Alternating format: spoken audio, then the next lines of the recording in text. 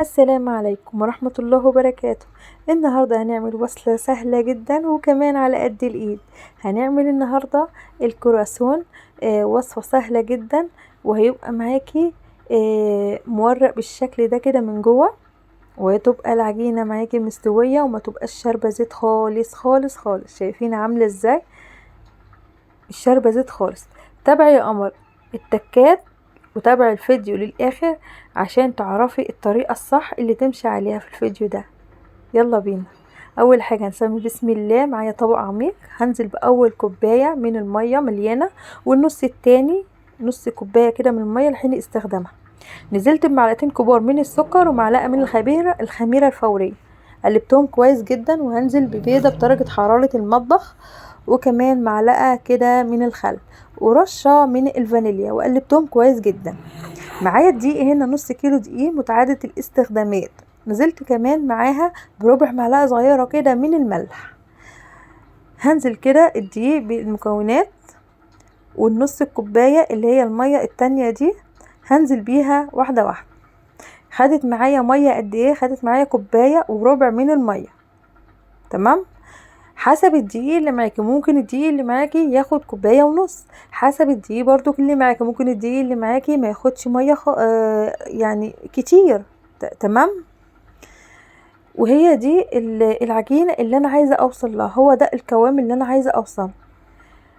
هبتدي ان انا بقى ايه، هنزل معلقتين كبار من السمنه، وممكن تبدليها بالزبده عادي خالص. تمام. هتبتدي تحسي ان العجينه بتاعتك بتتقطع، وده طبيعي جدا خالص.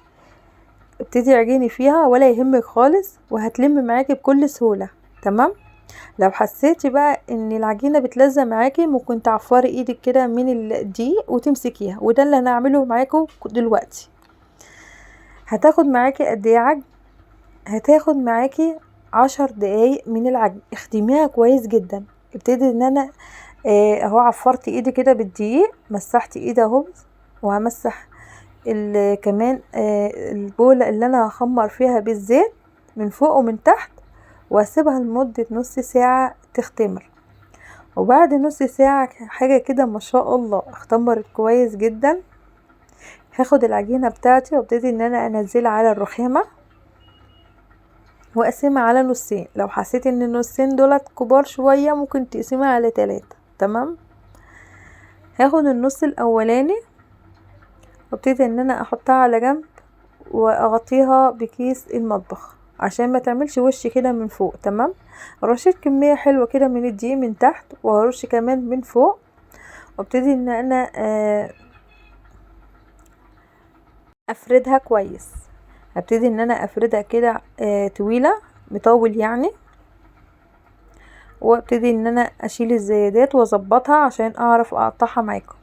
وابتدي ان انا اعملها 7 8 كده اهو بالشكل ده. بصوا يا جماعه، التقطيع دوت، هو انا مش شاطره في التقطيع شويه، فكانت في معايا صغير في معايا كبير، بس كان ما شاء الله نص كيلو دقيق عملوا لي كميه كده ما شاء الله، وده هتشوفيه في اخر الفيديو. ما تنسيش يا قمر لو وصلت لحد هنا مش تعملي لي لايك واشتراك للقناه عشان يوصلك كل جديد باذن الله. يلا صلوا على النبي بقى عليه افضل الصلاه والسلام. اخد النص التاني وابتدي برضو كرش رشة حلوة كده من الدقيق من تحت، وارش كمان من فوق، وابتدي ان انا برضو افردها كويس جدا.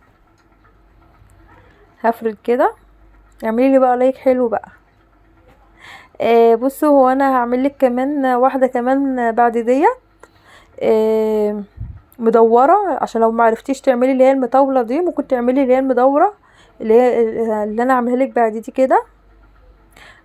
ماشي. هبتدي ان انا افرد بقى كده اهوت، افرد واظبطها برضو بالسكينه. وخلي بالك اللي انت هتعمليه، اللي انت بتلفيه ده لازم تغطيه كويس. تمام. عشان هيتخمر تاني، العجينه دي بتتخمر مرتين.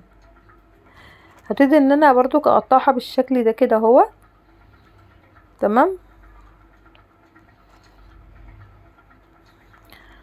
وكمان الفها.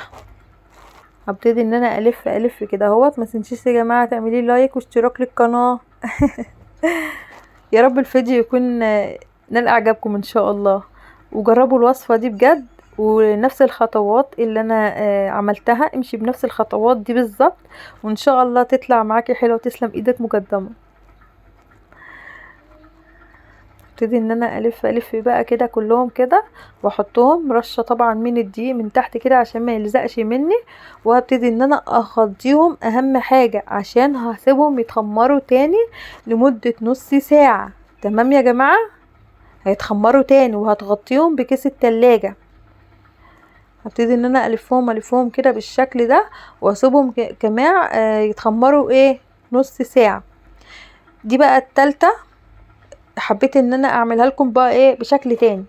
لفيتها كده مدور، واقطعها كده اقطعها كده بالشكل ده. دوت بقى هعمله الصغنن ده، الصغنن خالص الميني كروسون اللي هو الصغنن خالص ده. ماشي، ابتدي ان انا الف كده. شايفينه جميل قوي صغنن كده وحلو، صغنن وجميل.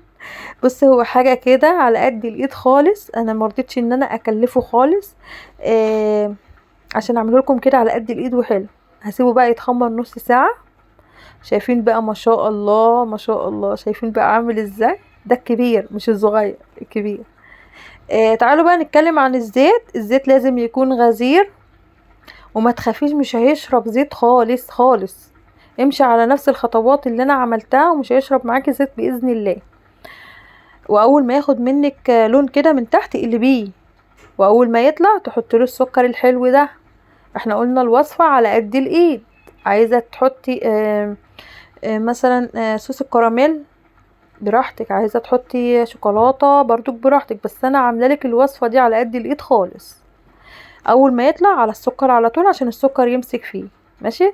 النار بقى يا جماعة، النار لازم تكون متوسطة، مايلة على الهادي، ما تكونش حامية. لو عالية هتحرقهولك ومش هتسويه من جوه، خلي بالك. ماشي، يبقى النار متوسطة مايلة على الهادي. لو حسيتي ان انتي في الحطة التانية او التالتة او الرابعة وطي النار شوية، وطي يا جماعة النار.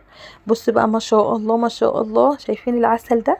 العسل ده عاوز لايك حلو كده شايفين ما شاء الله من نص كيلو دي يميني كروسون الصغنن ده الحلو ده. شايفين هاش ازاي؟ الله الله.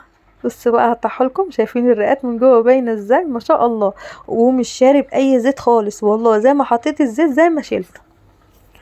الكبير بقى شويه ده، يا خراشي يا خراشي. بص بدوس عليه بيرجع تاني، لان العجينه بجد ناجحه. ماشي، امشي على نفس الخطوات يا قمر. شايفين من جوه عامل ازاي؟ هفتحها لكم. بص عامله ازاي، مش شاربه زيت خالص والله. العجينه ناجحه جدا. اشوفكم على خير، مع السلامه